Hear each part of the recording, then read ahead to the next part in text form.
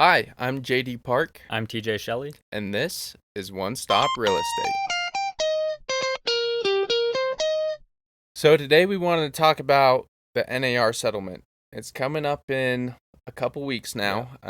August 13th is when all the new rules become enforced. And then as TJ and I continue to plan out new episodes and things like that for the podcast, this has come up many times. Yeah. And we've wanted to talk about it. And since it's so, since it's right around the corner, I feel like now's the perfect time to get something out, release it, so that people can be aware of what the changes are that are going to happen in the next couple weeks.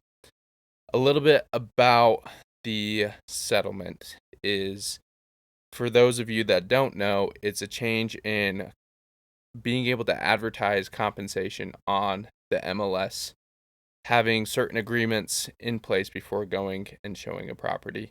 I would say those are the two major changes. Yeah. Those have a lot of technicalities about them, and we'll dive deeper into that. But I wanted to get your opinion from the mortgage side of what kind of changes it's affect you, what kind of problems have occurred that have been figured out or haven't been figured out yet. Yeah. So I feel like I see a lot of things out there that say it's big news in the real estate world, which it is, but I don't really feel like that impacts your day-to-day transaction. So at least on the lending side, what a lot of people were worried about is, okay, if you're having to pay the buyer's agent, or if you have to negotiate that outside of just what's on the listing or what's previously agreed to, then the buyer's agent commission could be part of what's called the interested party contributions. So on an FHA loan, conventional loan, or I guess really any loan, depending on how much money you put down and what the loan type is, you have a maximum amount of money that you can receive from an interested party. Gotcha. So what would be an interested party? So an interested party is anybody who has interest in the transaction. So obviously the seller would be an interested party because they're receiving the money. Yeah.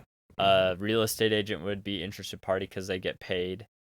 The buyer wouldn't technically count as an interested party. Okay. Because they'd be receiving the things from other interested parties. Gotcha. So basically you can only have so much money given to you based on how much you put down. So and with the change of not automatically offering a commission towards a buyer's agent, the worry was that you would go over that amount and you wouldn't be able to give more closing costs. Gotcha. So like say you put down 5% on a conventional loan. Mm-hmm. That means that your maximum interested party contributions would be 3%. So if you're already giving the buyer's agent 3%, and that's part of the interested party contributions, then if the buyer is short on funds, they need money for closing costs or to do a rate buy down, they won't have the money to do that. Gotcha. So they're worried. They're like, oh, like we want this still to happen. We want to give you this, but we've already spent all of it in this other concession. Yeah. So that was a worry on our end, but Fannie Mae and Freddie Mac have come out and said that agent commissions won't count towards interested party contributions. Oh, so, I mean, the way it really changes for us is, we'll have to document buyer-broker agreements. Mm-hmm. We'll have to itemize, who pays for what settlement charges and have that in the file. Yeah. But it's not going to have a large impact on being able to buy your rate down, being able to close on the loan. It won't have too much of an impact on that. Gotcha. As I was doing my research on the settlement agreement, I was listening to a few other podcasts. I was reading some documents, some news articles about the settlement. And something that I found was interesting is that most buyers, it was like upwards of 90% of buyers, don't know how the economics of a real estate transaction works. Yeah. When it comes to commissions being paid out, when it comes to getting funding from a mortgage company. And we've talked about how mortgage companies get their money to lend out and how that works in previous episodes. But we haven't talked about how commissions work when it comes to a real estate transactions. And I really do feel like the reason that the settlement has happened is because we've been following a traditional method of how a real estate agent used to be, like clear back in the 90s and the early 2000s before Yeah. technology. And we've been following that model, and now we are looking for a change. And so I want to go into the new scenarios of how a buyer's agent can now get paid.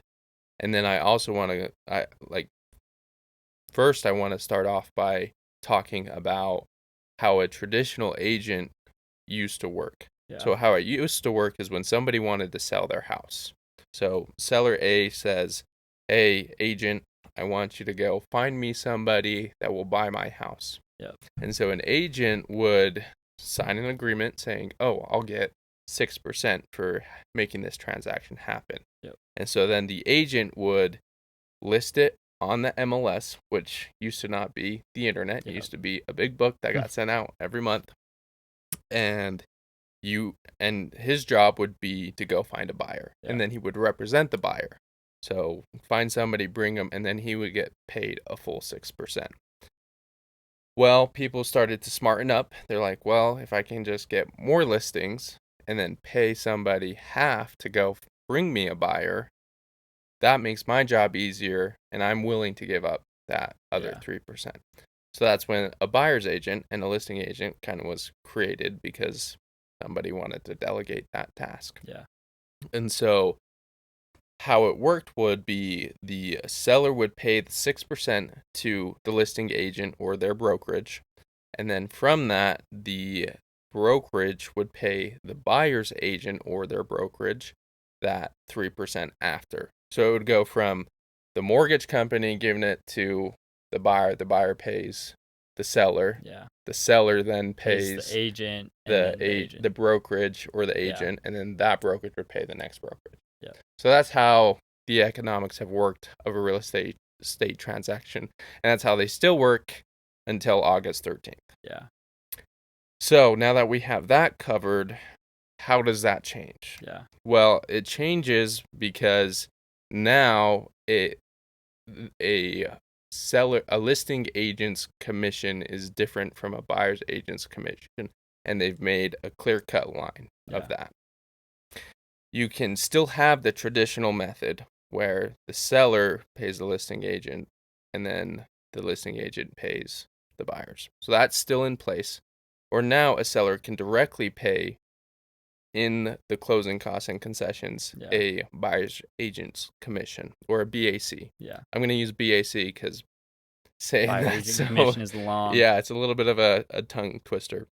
They also switched it to clarify from BAC to BBC, which is buyer brokerage commission, because technically it goes to the brokerage and then to the agent. Yeah. So. Yeah, I was gonna say one thing that I think is interesting and why I really think it all came to be is sellers felt like they were being forced to pay the buyer's agent. Yeah. And like you were saying, there's a lot of agents that I feel like they advertise, and I've been guilty of like telling my clients too, like, there's no reason for you not to have a buyer's agent, because they're the seller's agent, the commissions are already broken out to pay the buyer's agent. Mm-hmm. So absolutely, there's no reason for you not to have a buyer's agent. Mm-hmm. Where now I feel like it's the settlement people, I'm sure, were upset. They're saying, I don't want to be forced to pay. Like, why are you signing me up to do this? Mm-hmm.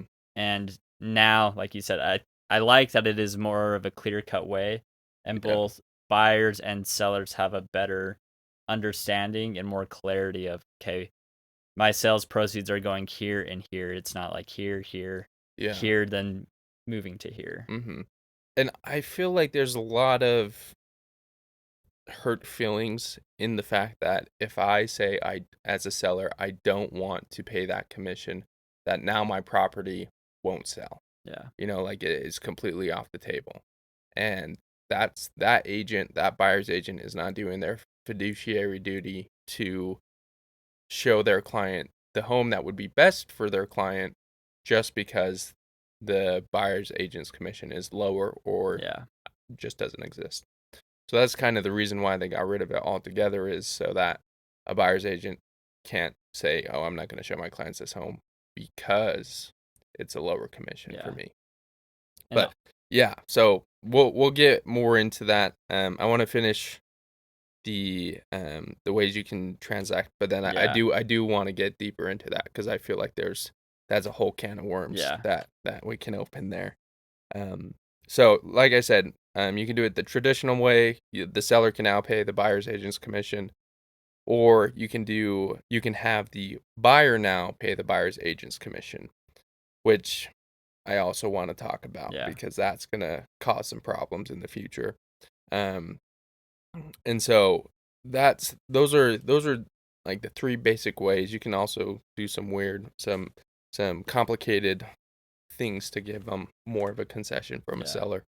And you can mix and match as well. You can say, hey, look, we'll pay 2%, but I know your contract says 3%, so you just pay the other 1% to your agent. So you can Yeah. mix and match those as well.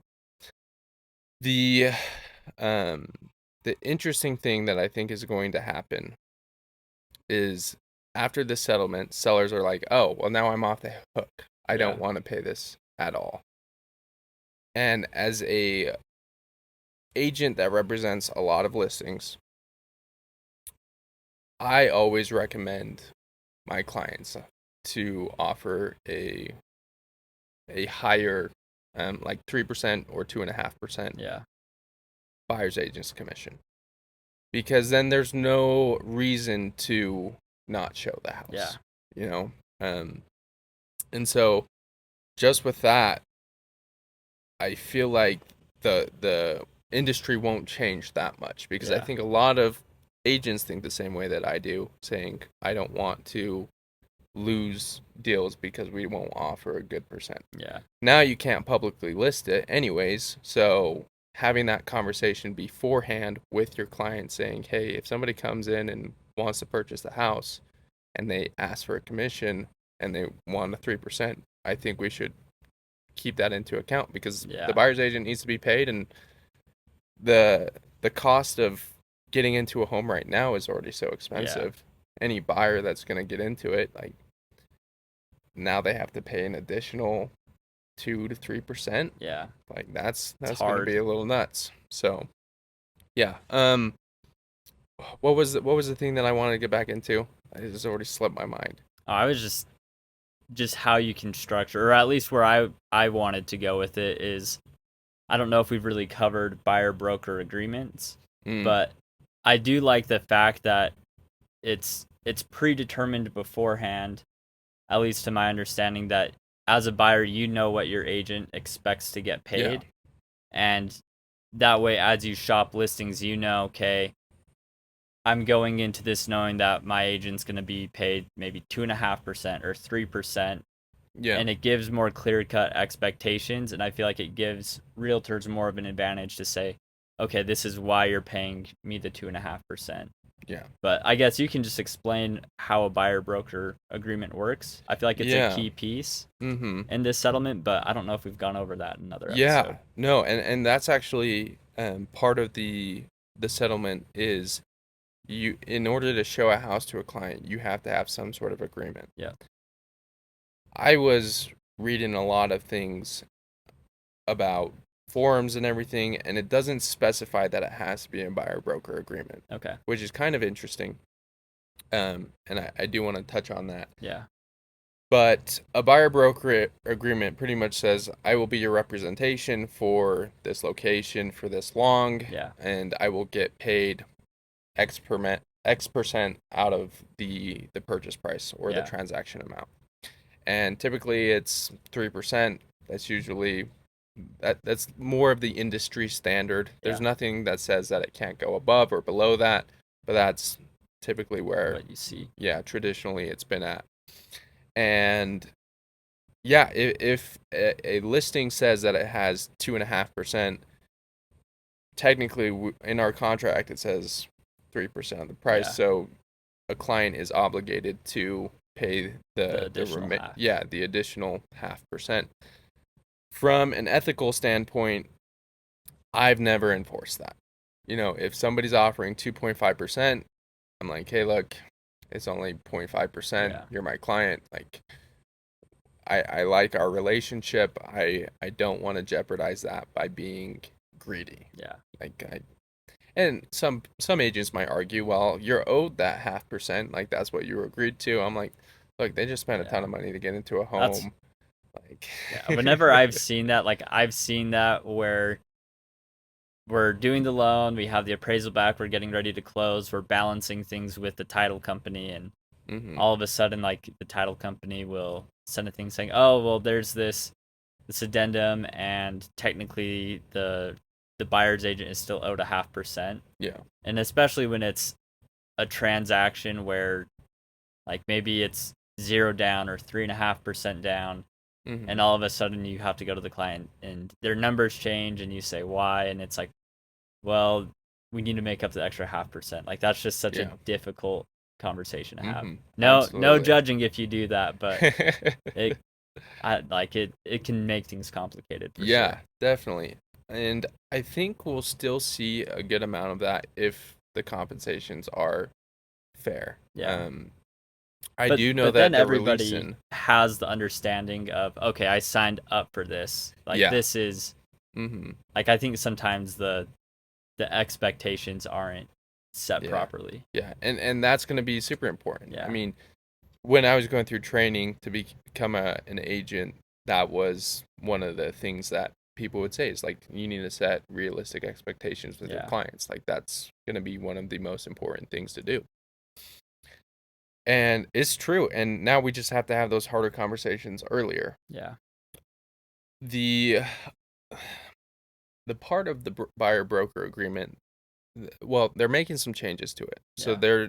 there's some tweaks that are going to happen, and I personally haven't read through it as extensively as I should yet, but I will definitely do that Yeah. before all these come into place. Um, but in the agreement is a contractual obligation for them to be your representation for X amount of time. Yeah. I feel like with the requirement to have an agreement in place before going to a showing is going to cause some problems where somebody doesn't want to enter into an agreement if they just want to see a house. Yeah. People go house shopping all the time without the serious intent. And there are going to be agents out there that are going to lock people into like a full year, 2 years Yeah. of an agreement just to Yeah. show a house.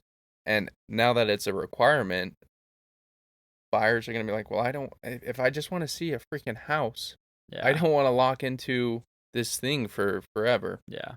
And so, um, there have been posts on websites and forums and Facebook groups of a showing agreement, a limited showing agreements is what it's called, Yeah. and it addresses all the things that the NAR settlement requires. It has how it handles compensation, whether it's a flat fee for a showing, an hourly rate. Yeah. You can address it however you want, or if you're just saying it's free, no Yeah. cost. How long, how the agency is addressed, like what is it that I'm providing to you as a Yeah. service, and then what our relationship is. Are you a customer? Are you a client? Are you whatever our Yeah. agreement is, or if it's a sub agency? And I feel like those you will see become more popular because, well, also from a agent standpoint, I don't want to be locked into an agreement as a fiduciary duty to a client that I just barely met. Yeah. Not every single one of our clients is somebody that we've had a relationship with for years. Yeah. Like that's something that I feel a lot of people don't understand about the industry. Yeah. And having those proper agreements in place is going to be crucial. And if you're looking to buy a home, I would also look into these agreements and say, Yeah. hey, I don't want to be in a contractual obligation for you for years. How Yeah. about we just do a showing agreement Yeah. for these properties? We go see these properties, and then after that, it's done. Yeah. No, for those of you listening, I think that's really good advice, Yeah. because they can be buyer broker agreements can be long, Yeah. and it's like you said, it's I just think that that's excellent advice. Just I don't think your common person would know that they have the ability to do that, Yeah. and they don't have to sign away, Yeah. their right to choose. And some agents feel like this is a workaround Yeah. to the settlement and they're not super happy with it. I've also seen comments of people saying, well, let's sign a buyer broker agreement, but instead of putting, like, we can still do that length of time, Yeah. but instead of doing any location ever, like, Yeah. say, all of Utah County, all of Utah, let's just put these specific properties we want to go see. Yeah. Like, address A, 123 Main Street, 321 Main Street. Yeah. We'll do those ones. And then if you ever decide you want to buy those ones, we have a contractual obligation. But beyond that, You're fine. sign Yeah. with whoever you want.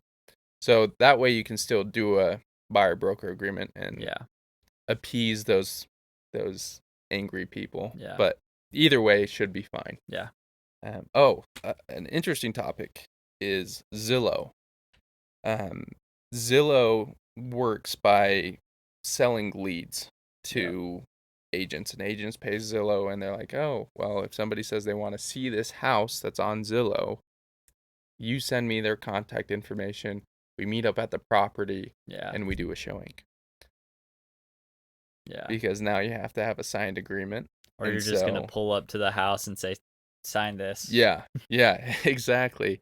And I feel like that's going to cause a lot of problems. I hope they make changes Yeah. to say, hey, look, here's the expectation when you go here. Agent's going to meet you, but in order to see the house before you can go in, you have to sign a document. Yeah. Which will probably scare off a lot of buyers. So I hope they make changes, but if it comes down to it, I hope they come up with a document like those showing agreements that are very minimal but meets the standard of what it is you're doing. Yeah. I also think open houses are going to be super popular because with an open house, anybody can just walk in. Yeah. They can come see the house. You don't have to have an obligation. No agreements or... Yeah, and most open houses, the people that come to them, they do not have representation. Yeah. As an agent, open houses are great when you're hosting them because it's an opportunity to either, one, share your knowledge and meet somebody face to face, but also it's a new prospect or a lead for you. You get their information at the table when they sign into it, and then now you have a new lead to go after and pursue. So I always thought that was a cool way to do it. But now people aren't going to want to sign contracts and they're just like, oh, this place has an open house, let's go. So from a listing agent's perspective, that's great. Yeah, I agree. Yeah. I also saw a comment that I thought was interesting about having a dual standard for listing agents and listing appointments versus buyer agents and buyers appointments. Yeah. And I think we will see more people want to be listing agents than buyer's agents. And the point that they made was when you go to a listing appointment, you don't have to sign an agreement with the person before you cross the threshold of the door of their house that you're selling. Like, you go, you meet them, you have a presentation, and then they can decide yes or no. Whereas now, as a buyer's agent, you can't tour home, demonstrate your expertise or anything like that without an agreement. So I almost feel like that extra step is needed for the future. Yeah. But yeah, the last thing that I do want to talk about on this topic is, who do you think are going to be the most successful people with these changes? I mean, you've been in the industry when changes have happened in the economy. I mean, you were in the industry during COVID. Yeah. How has that changed? Like, what did you see people do that were successful with the changes? And then who do you think is going to drop off? Like, do you think there's going to be a huge drop off of agents coming out of this? What is your perspective on that? My take, I remember closer to when I first started, I feel like meetings with buyers to sign buyer broker agreements, I felt like I at least heard of agents talking about those a lot more. before seeing a home, the agent, if they have a potential lead, they'll invite the client into their office and say, this Yeah. is what like a buyer broker agreement is. This is Yeah. what we do as your agent. And I think that those are obviously going to have to be done. Yeah. But I think the agents that will continue to thrive from this are agents that are competent and they know how to add value to their clients. And Yeah, that's a good point. they can present it in a way that helps the client understand their fiduciary responsibility and helps the client really know what to expect and why they're signing the buyer broker agreement in the Yeah. first place. So, long way of saying it, but really it's good. Competent agents that know how to explain their value will excel. I think if you don't know what value you add as an agent, or if your value before was just, calling all of these Zillow appointments, getting into houses, and Yeah. your value add was just taking people on tours, I don't think that that's going to be sufficient Yeah. anymore. Absolutely. Absolutely. I really like that. You talk about value and what a buyer's agent's value is. And before it was just like, oh, well, I'm free. Yeah. You don't pay I'll me. take you to a house. Yeah, and that's all I do is I just show you houses, and then when it's time, I can write up a contract. Yeah. Put whatever in it that you want in it.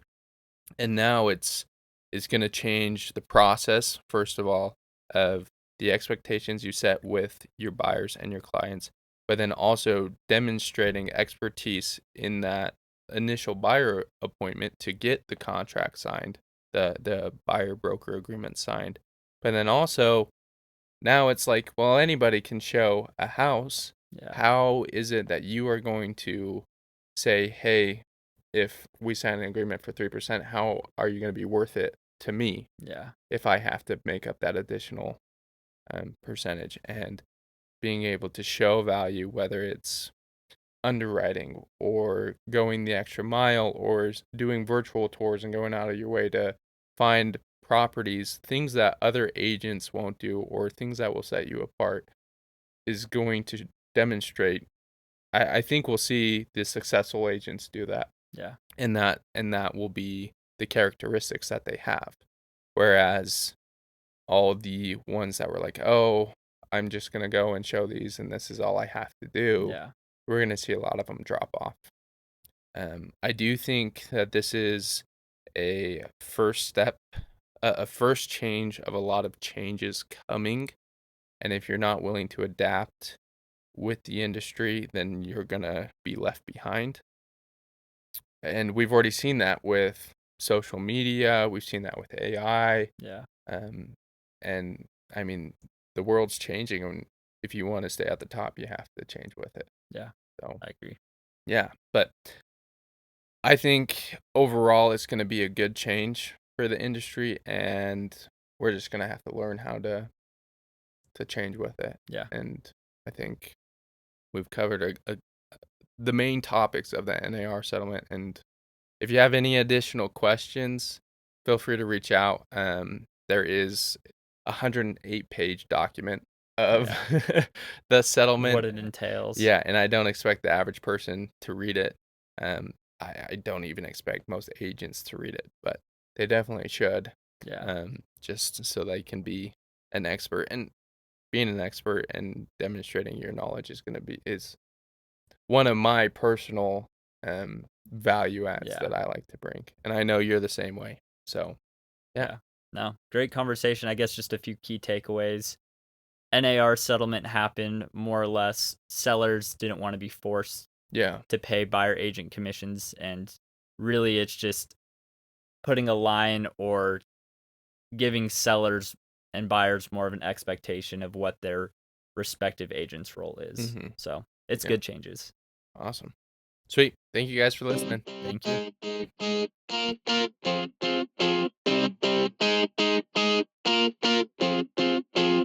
The One Stop Real Estate Podcast is a production of Vision Real Estate. I'm TJ Shelley with First Colony Mortgage, NMLS 1674331, with First Colony Mortgage, company license 3112.